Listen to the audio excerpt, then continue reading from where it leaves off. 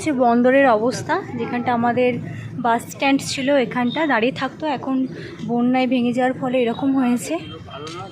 তো ওখানে পিয়া দাঁড়িয়ে আছে।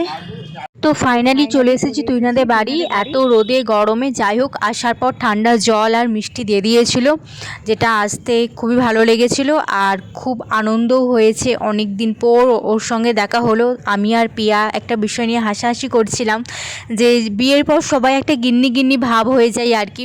যাই হোক আমার এই যে তুহিনা বান্ধবী, ও একটু গিন্নি গিন্নি হয়ে গেছে, তো সেটা নিয়ে আমরা একটু হাসাহাসি করছিলাম। তো তারপর খাওয়া দাওয়ার পর ভাবলাম ওর একটু রুমটা ঘুরে আসি। তো রুমটাও খুব সুন্দরভাবে সাজিয়েছিল, আমার জাস্ট খুব সুন্দর লেগেছে। এই যে ওর বেডরুম। তো তারপর আমাদেরকে খেতে দিয়ে দিয়েছিল, এত কিছু আয়োজন করেছিল আমি ভাবতে পারিনি। মোমো, পকোড়া আরও কত কি। তো চলো খাওয়া যাক। আমার তো খুব ভালো লাগলো। যদি আমার ভিডিও ভালো লাগে অবশ্যই একটা সাবস্ক্রাইব করে দিও, আর নেক্সট ভিডিও